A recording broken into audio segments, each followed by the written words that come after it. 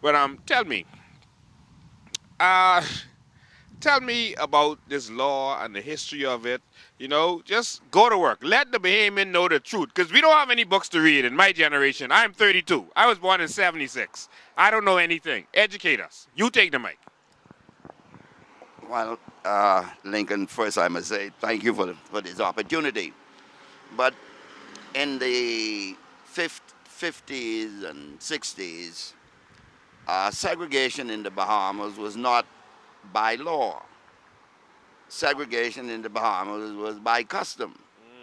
So you didn't go to the cinema on Bay Street, The Savoy. the Savoy, because there was a law which said you couldn't go.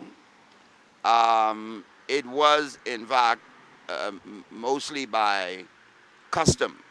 There was a casino called the Bahamian Club opposite the Western Esplanade next to Xavier's, what is now Xavier's.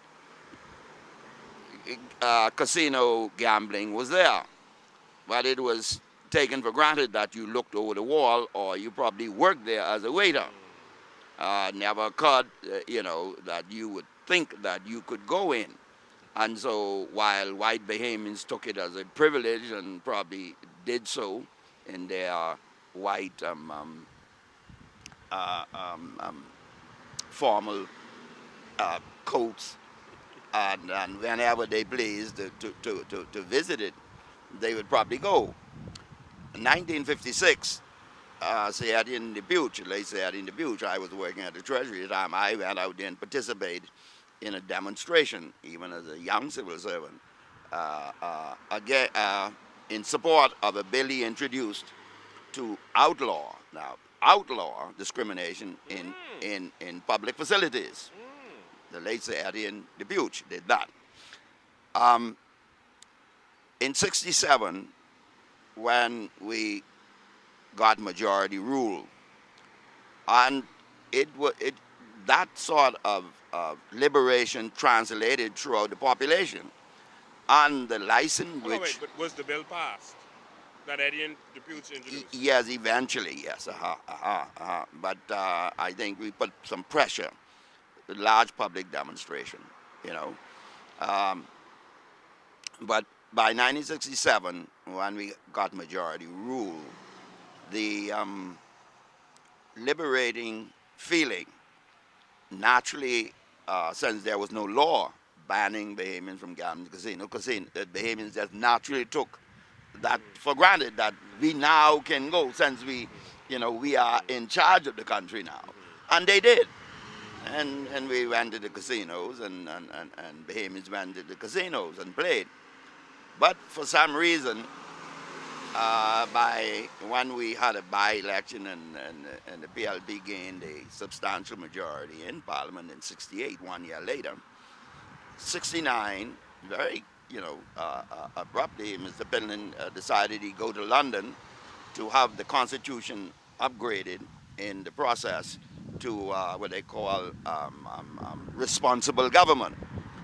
Uh, and so he went, in addition to the little housekeeping and changing certain administrative laws, he went to the British government with two proposals that, as Prime Minister, he would take control of the police force, and secondly, that the British would approve a law which they were wanted to introduce, barring Bahamians from gambling in the casinos. Well, the colonial secretary at that time, I remember the conference at which time the colonial secretary, chairing the meeting, um, looked in amazement at Mr. Bendling and the delegation. I was embarrassed for him if he was not embarrassed for himself and the rest, that the British reminded him of what it is he was asking, to discriminate against British citizens, in the fact that he was wanted to deny Bahamians who were British citizens privileges which were being granted to another. Now, he referred to, of course, the the UN Charter on discrimination. Of course, I Great know Britain this thing. would have been a part of that, and that law which states that is why our Constitution states that subject to the provisions of this is legal talk 4, 5, and 9 of this article, no law shall make any provision which is discriminatory either in itself or in effect. Now that's the philosophical basis. Soon to come, watch U-Town Lincoln as they get tattoos of gambling emblems to assist with their cause. Today's show was brought to you by Nitro Films Incorporation, breaking sound barriers faster than the eyes can see. Quick Kicks, Love Yourself, and the Tattoo King, the home of the world's famous Anna Nicole tattoos. In this article, the expression discriminatory means affording different treatment to different persons attributable wholly or mainly to their respective description by race, place of origin, political opinions, color, or creed. Now, that's the law. They told Mr. Bentley, I do not know how you're going to get around that, but these are his words. If you can go back and get with your team of legal luminaries, you can come back to us. After all, it's your country. You can come back, and we can see whether that provision can be inserted into the Constitution. You are saying that when Finland went over there to Britain to add a discriminatory and a part to this act to discriminate against Bahamians, the Britons rejected him? Yeah, they rejected that. He went back later. He came home. I don't know who these legal luminaries he met with, and that is why this bill here is in itself all sort of contradiction. Mind you, it said no law, and then they start with exceptions. Paragraph 1 of this article shall not apply to any law so far as this law makes provisions, but E, for authorizing the granting of license or certificate permitting the conduct of lottery, the keeping of gaming houses, all right, which impose upon persons who are citizens of the Bahamas disabilities or restrictions to which other persons are not made subject. Now, what is that? That is discrimination on the basis of what?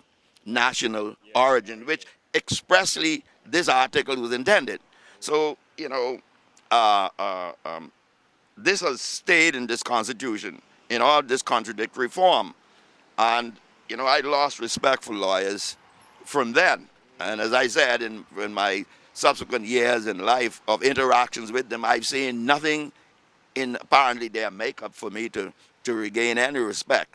Because if all these legal people have allowed this mumbo jumbo, see, they apparently don't have. Ideology is the overriding philosophy which governs and guides anything. Pragmatism is merely the vehicle of how you get to the objective of your ideology. But ideology is overriding. And so if your overriding ideology is that you want to discriminate against Bahamians, then no excuse negates that, because we came from a history of being discriminated against. And so as I told Pinling, I'm not that stupid to pass a law barring myself from someplace. Civil rights, fairness in law, protection from discrimination.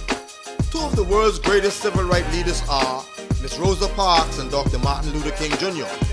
On the 20th of January 2009, Martin Luther's dream became reality. Today, what about the hope and dreams of the Bahamian citizens? We are still deprived of our civil rights. Who will rise to the occasion and remove the veil from our bride? How long will we allow them to control what is rightfully ours? Controversy TV, Season 3.